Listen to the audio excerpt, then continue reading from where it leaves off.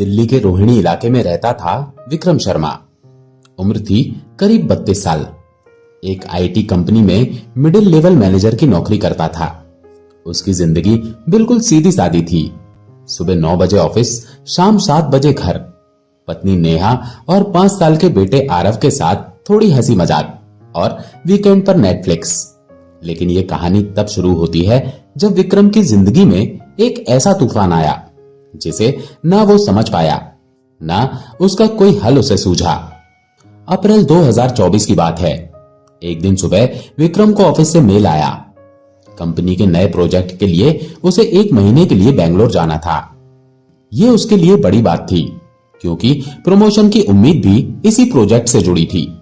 नेहा ने भी हामी भर दी। बोली, आरव को मैं संभाल लूंगी, तुम टेंशन मत लो। विक्रम खुश था पर दिल में थोड़ी सी बेचैनी भी थी।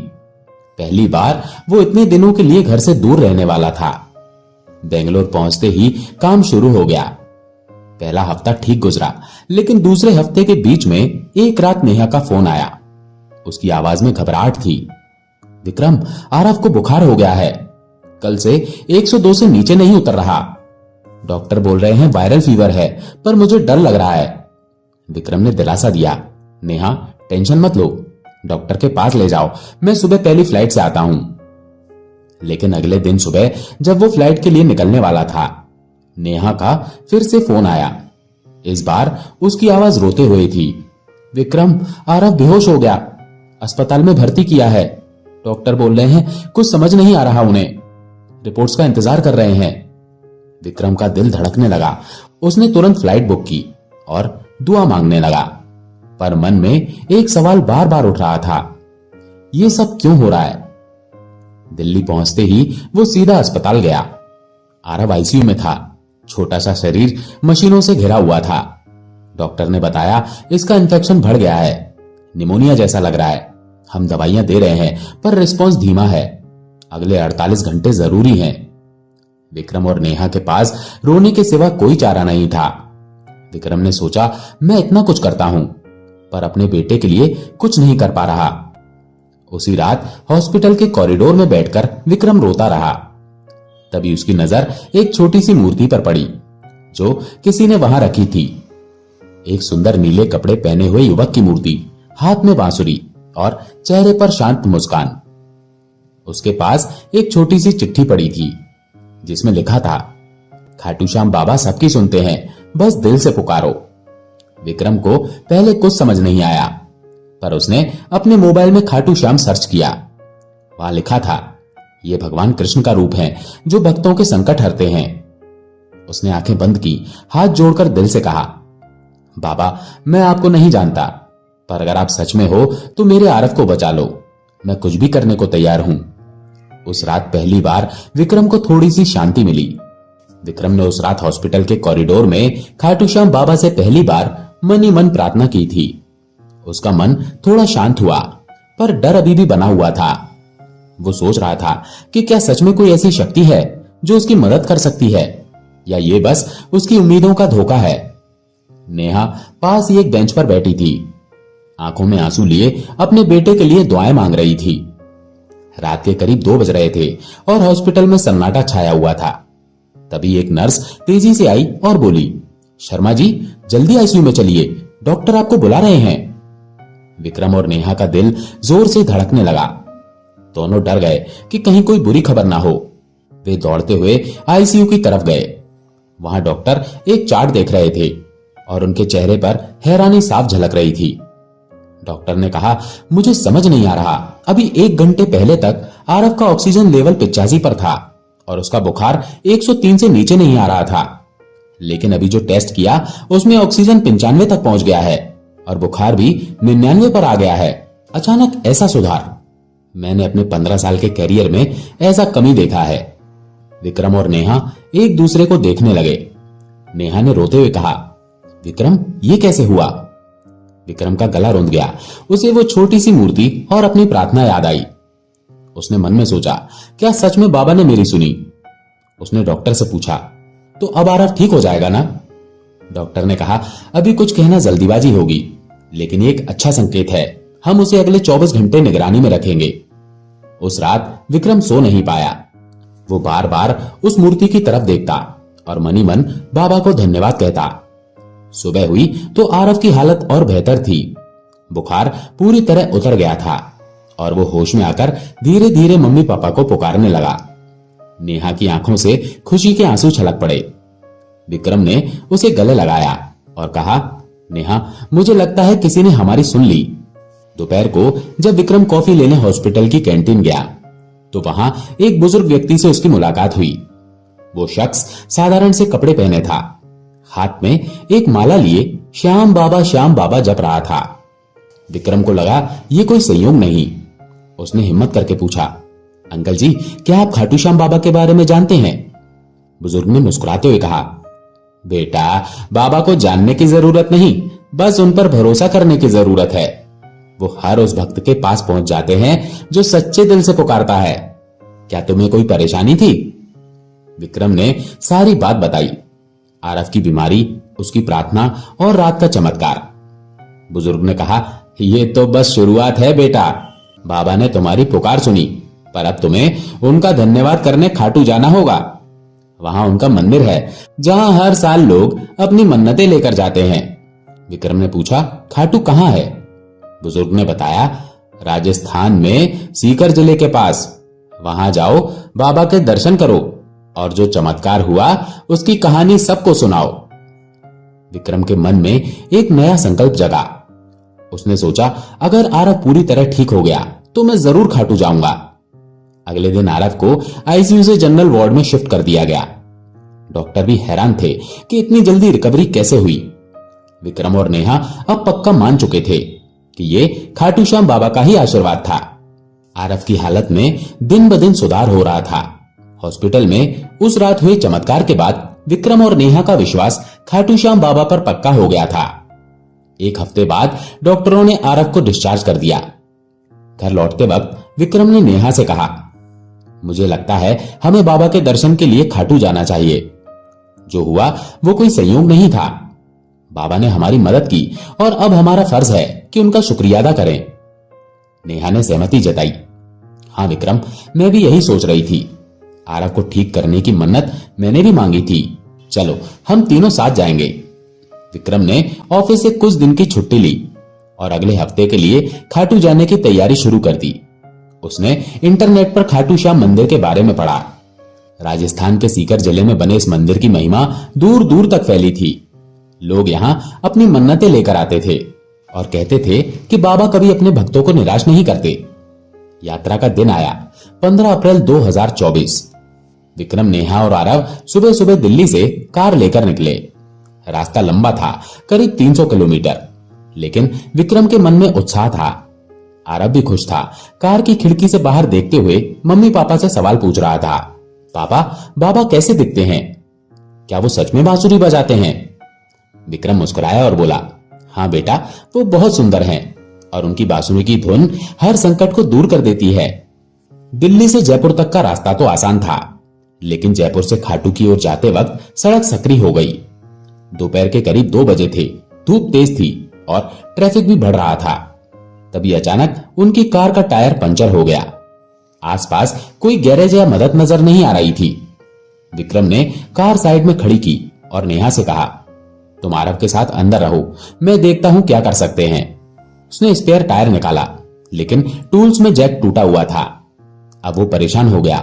नजदीक कोई गांव भी नहीं था और फोन का नेटवर्क भी कमजोर था।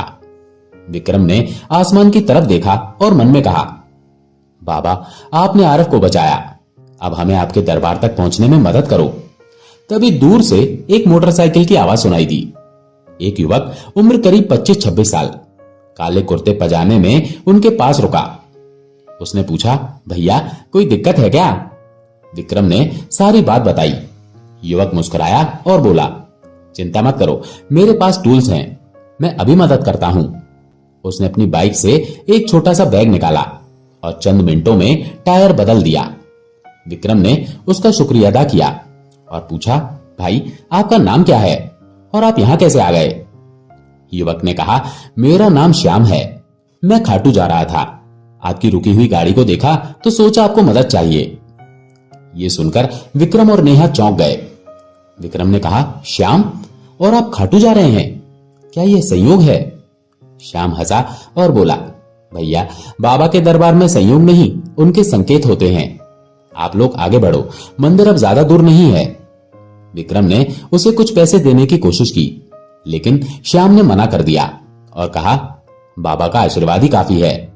जय श्री श्याम कहकर वो अपनी बाइक पर सवार हुआ और चला गया। नेहा ने विक्रम से कहा, विक्रम, मुझे लगता है बाबा ने फिर हमारी सुन ली। विक्रम ने हामी भरी और सोचा, ये श्याम कोई आम इंसान नहीं था। शाम 5 बजे वो खाटू पहुंच गए। मंदिर के बाहर भक्तों की भीड़ थी, जयकारों की आवाज गूंज रही थी। जय श्री श्याम, खाटू वाले बाबा की जय। विक्रम ने आरव को गोद में उठाया, नेहा के साथ मंदिर की सीढ़ियां चढ़ी और बाबा के दर्शन किए। नीले वस्त्रों में सजा उनका रूप देखकर विक्रम की आंखें भर आईं।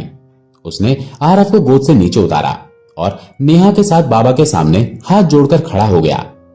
विक्रम ने मन में कहा, बाबा, आपने मेरे बेटे की जान बचाई, रास्ते में हमारी मदद की। आज मैं यहां आपके सामने हूं, बस आपका शुक्रिया अदा करने और आशीर्वाद मांगने आया हूं। नेहा ने भी आंखें बंद की और मन्नत मांगी, बाबा, मेरे परिवार को हमेशा अपनी कृपा में रखना। आरव, जो अभी तक चुपचाप सब देख रहा था, अचानक बोला, पापा, ये बाबा बहुत अच्छे लगते हैं, क्या मैं इन्हें हाय बोलूं? विक्रम हंसा और बोला, हाँ बेटा, बोलो। दर्शन के बाद वो तीनों मंदिर के प्रांगण में बैठ गए। वहां एक पंडित जी भक्तों को बाबा की महिमा की कहानियां सुना रहे थे। विक्रम ने अपनी कहानी सुनाने का फैसला किया। उसने पंडित जी से इजाजत मांगी और सबके सामने बोला, मेरा नाम विक्रम शर्मा है। एक हफ्ते पहले मेरा बेटा आरव हॉस्पिटल में जिंदगी और मौत से जूझ रहा था। डॉक्टरों ने उम्मीद छोड़ दी थी, लेकिन उस रात मैंने बाबा से प्रार्थना की और उसी रात से उसकी हालत सुधरने लगी। आज वो मेरे साथ यहां खड़ा है। रास्ते में हमारी कार खराब हो गई थी, तब भी बाबा ने एक शख्स को भेजा जिसने हमारी मदद की। उसका नाम भी श्याम था। भीड़ में बैठे लोग हैरान होकर सुन रहे थे। कुछ की आंखें नम थी, कुछ जय श्री श्याम बोलकर तालियां बजा रहे थे। पंडित जी ने कहा, बेटा, ये बाबा का चमत्कार है, वो अपने भक्तों को कभी निराश नहीं करते। तभी एक औरत जो पास ही बैठी थी खड़ी हुई और बोली, मेरे साथ भी ऐसा हुआ था। मेरा पति एक्सीडेंट में घायल हो गया था और डॉक्टरों ने कहा था कि वो शायद ना बचे। मैंने बाबा से मन्नत मांगी और वो ठीक हो गया। आज वो घर पर है। विक्रम को लगा कि ये मंदिर सच में चमत्कारों का केंद्र है, लेकिन असली चमत्कार अभी बाकी था। दर्शन के बाद वो लोग प्रसाद लेने गए। वहां एक छोटी सी दुकान थी जहां एक बूढ़ी महिला प्रसाद बांट रही थी। उसने विक्रम को देखते ही कहा, बेटा, तुम दिल्ली से आए हो ना? तुम्हारा बेटा बीमार था। विक्रम चौंक गया, आपको कैसे पता? बूढ़ी महिला मुस्कुराई और बोली, बाबा ने मुझे सपने में बताया था कि एक भक्त अपने बेटे को लेकर आएगा। उन्होंने कहा कि उसकी एक और परीक्षा बाकी है, पर वो उसे पार कर लेगा। विक्रम और नेहा एक दूसरे को देखने लगे। विक्रम ने पूछा, कैसी परीक्षा? महिला ने कहा, बाबा सब संभाल लेंगे, तुम बस विश्वास रखो। उसने एक छोटा सा लॉकेट निकाला जिसमें बाबा की तस्वीर थी और विक्रम को दे दिया। इसे अपने पास रखना, उसने कहा, और फिर भीड़ में कहीं गायब हो गई। रात को वो लोग खाटू में एक धर्मशाला में रुके। सोने से पहले विक्रम ने वो लॉकेट अपने गले में पहन लिया। आधी रात को उसे एक सपना आया। सपने में नीले वस्त्रों में एक सुंदर युवक खड़ा था, हाथ में बांसुरी लिए। उसने कहा, विक्रम, मैं तेरे साथ हूं। जो आने वाला है उसका सामना कर, मैं तेरी रक्षा करूंगा। विक्रम की नींद खुली तो उसका दिल तेजी से धड़क रहा था।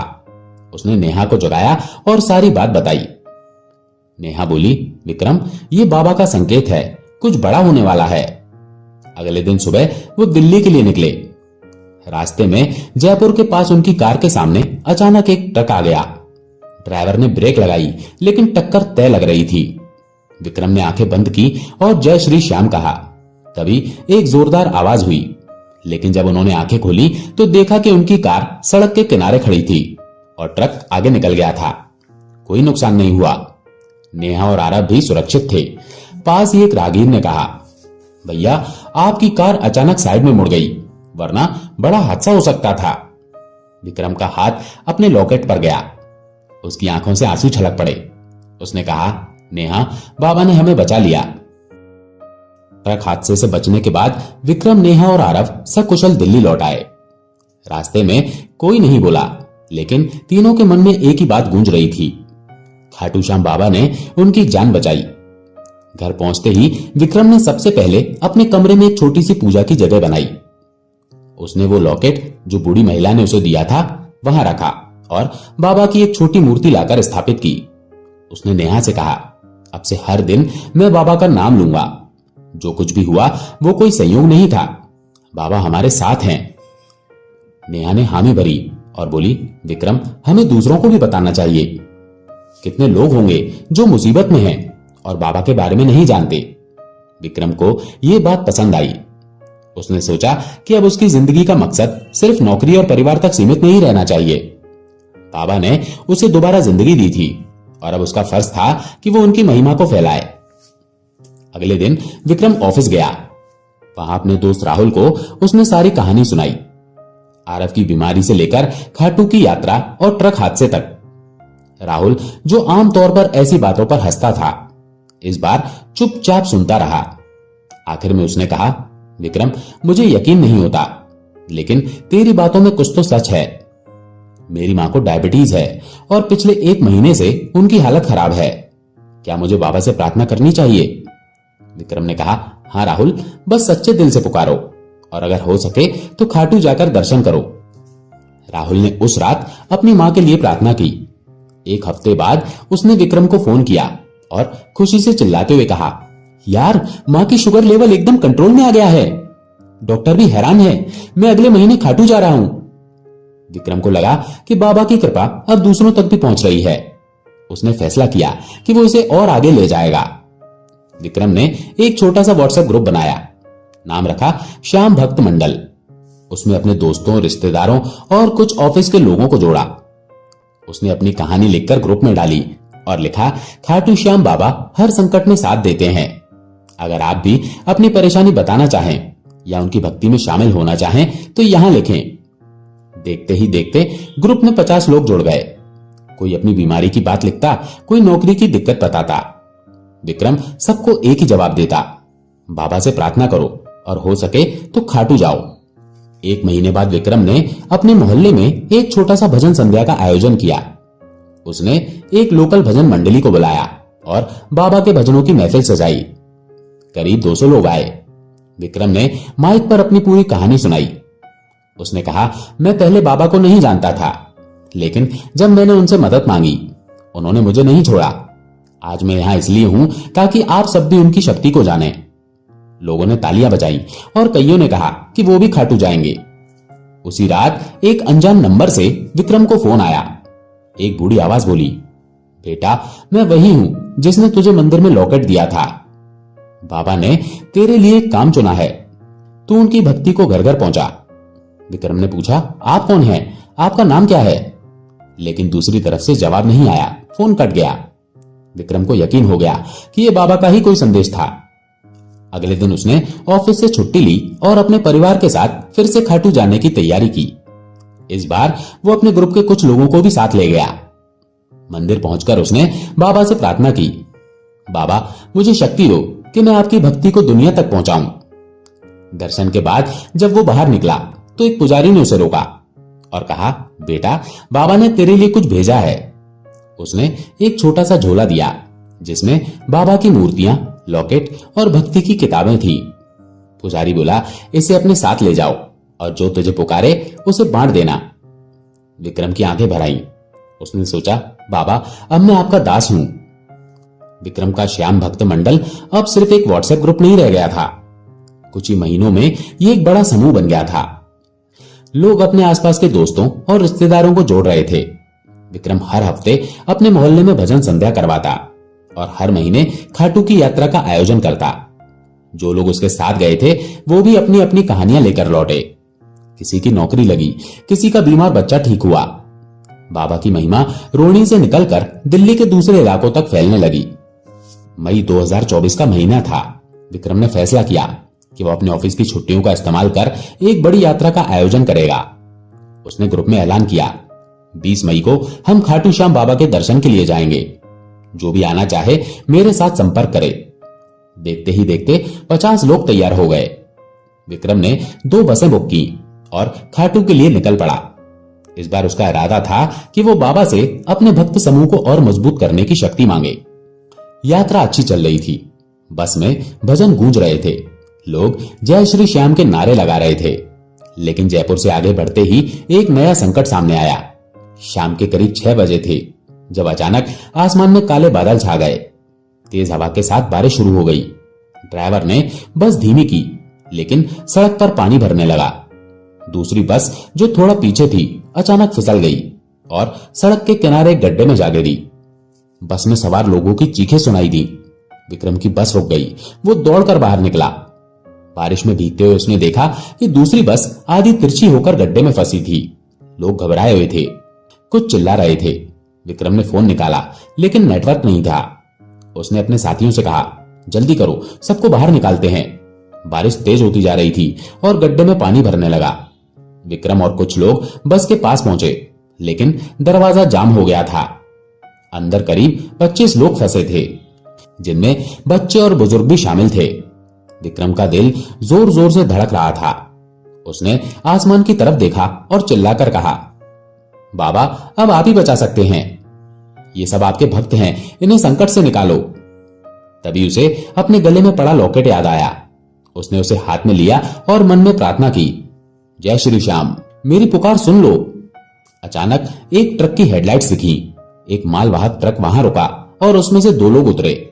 उन्होंने बिना कुछ पूछे अपनी रस्सियां और औजार निकाले।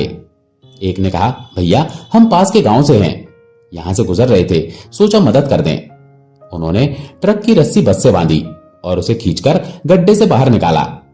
दरवाजा खोलने में भी उनकी मदद से कामयाबी मिली। कुछ ही मिनटों में सभी लोग सुरक्षित बाहर आ गए। कोई घायल नहीं हुआ, बस कुछ लोगों को हल्की चोटें आई थी। विक्रम ने उन दोनों का शुक्रिया अदा किया और पूछा, आपका नाम क्या है? एक ने कहा, मैं श्यामलाल हूं और ये मेरा भाई कृष्ण है। ये सुनकर विक्रम के रोंगटे खड़े हो गए। उसने नेहा की तरफ देखा जो पास ही खड़ी थी। नेहा के चेहरे पर भी वही हैरानी थी। विक्रम ने कहा, बाबा आप हर बार किसी न किसी रूप में आते हो। दोनों भाई हंसे और बोले, हम तो बस रास्ते से गुजर रहे थे, आप लोग आगे बढ़ो, बारिश कम हो रही है। कहकर वो अपने ट्रक में बैठे और चले गए। खाटू पहुंचकर विक्रम ने सबसे पहले बाबा के सामने माथा टेका। उसने कहा, बाबा आपने फिर से मेरी पुकार सुनी, अब मैं आपकी भक्ति को और दूर ले जाऊंगा। उस रात मंदिर में भजन संध्या हुई, जिसमें सभी भक्तों ने अपनी अपनी कहानियां सुनाई।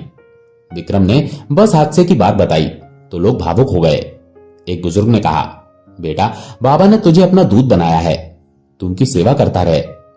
वापस दिल्ली लौटकर विक्रम ने अपने भक्त मंडल को और बड़ा करने का फैसला किया। उसने एक यूट्यूब चैनल शुरू किया, जहां वो बाबा के चमत्कारों की कहानियां अपलोड करने लगा।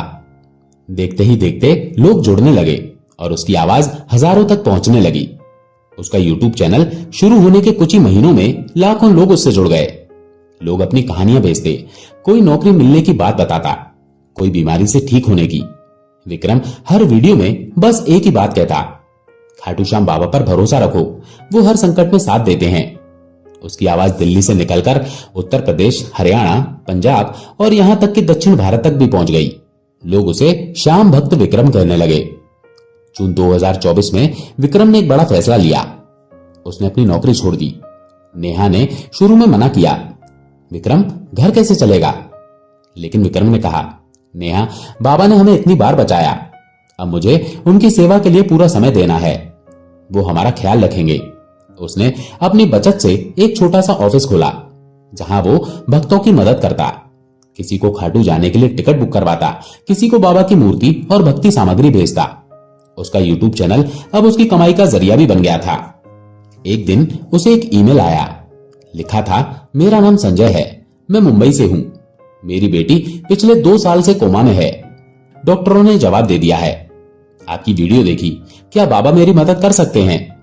विक्रम ने जवाब लिखा, संजय जी बाबा से सच्चे दिल से प्रार्थना करें, मैं आपके लिए खाटू से प्रसाद भेज रहा हूं। उसने एक छोटा सा पैकेट तैयार किया, बाबा का लॉकेट, मंदिर का प्रसाद और एक भजन की किताब। और संजय को भेज दिया। कुछ दिन बाद संजय का फोन आया। उसकी आवाज कांप रही थी। विक्रम जी, आपका पैकेट मिलने के अगले दिन मेरी बेटी ने आंखें खोल दी। डॉक्टर हैरान हैं, वो धीरे धीरे ठीक हो रही है। मैं अगले हफ्ते खाटू आ रहा हूं। विक्रम की आंखों में आंसू आ गए। उसने सोचा, बाबा, आपकी कृपा की कोई सीमा नहीं।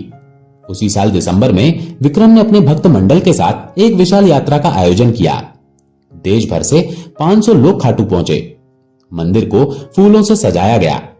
भजन मंडलियां दिन रात गाती रहीं। विक्रम ने बाबा के सामने एक मन्नत मांगी। बाबा, मेरी जिंदगी अब आपकी है। मुझे बस इतनी शक्ति दो कि मैं आपकी भक्ति को हर कोने तक पहुंचाऊं। उस रात उसे फिर से सपना आया। नीले वस्त्रों में वही सुंदर युवक खड़ा था जिसे उसने पहले देखा था। उसने कहा, विक्रम, तूने मेरा नाम रोशन किया। अब एक आखिरी चमत्कार देख। सुबह जब विक्रम मंदिर में दर्शन के लिए गया तो एक पुजारी ने उसे बुलाया और कहा, बाबा ने तुम्हारे लिए कुछ भेजा है। उसने एक छोटा सा डिब्बा दिया। खोलकर देखा तो उसमें एक सोने का लॉकेट था जिस पर जय श्री श्याम लिखा था। पुजारी बोला, यह मंदिर के गर्भगृह से मिला है। बाबा ने इसे तुम्हारे लिए रखा था। विक्रम समझ गया कि यह बाबा का आशीर्वाद है। उसने वो लॉकेट पहना और अपने भक्तों के सामने कहा, यह मेरी जिंदगी का सबसे बड़ा इनाम है। बाबा ने मुझे अपना दूत बनाया। अब मैं हर उस इंसान तक उनकी भक्ति पहुंचाऊंगा जो संकट में है। भीड़ ने जय श्री श्याम के जयकारे लगाए। उसके बाद विक्रम ने अपनी जिंदगी बाबा को समर्पित कर दी। उसका भक्त मंडल एक संगठन बन गया जो जरूरतमंदों की मदद करता था। कभी हॉस्पिटल में दवाइयां बांटता, कभी गरीब बच्चों की पढ़ाई का खर्च उठाता। हर काम के पीछे बस एक ही नारा था, खाटू श्याम बाबा की जय। एक दिन जब विक्रम अपने बेटे आरव को बाबा की कहानी सुना रहा था, आरव ने पूछा, पापा, क्या बाबा सच में हमारे साथ हैं? विक्रम ने उसे गले लगाया और कहा, हाँ बेटा, वो हर पल हमारे साथ हैं, बस हमें उन पर भरोसा रखना है। विक्रम की कहानी यहां खत्म होती है, लेकिन खाटू श्याम बाबा की भक्ति का सफर कभी खत्म नहीं होता। उनकी कृपा से लाखों लोग आज भी अपने संकटों से मुक्ति पाते हैं। ये कहानी हर उस इंसान के लिए है जो मुश्किल में उम्मीद ढूंढता है। बस एक बार जय श्री श्याम कहकर देखिए, बाबा जरूर सुनते हैं। दोस्तों, आशा है ये कहानी आपको पसंद आई होगी। अगर पसंद आई हो तो वीडियो को लाइक करके कमेंट में जय श्री श्याम जरूर लिखें। चैनल पर अगर पहली बार आए हैं तो चैनल को सब्सक्राइब जरूर करें। जय श्री श्याम।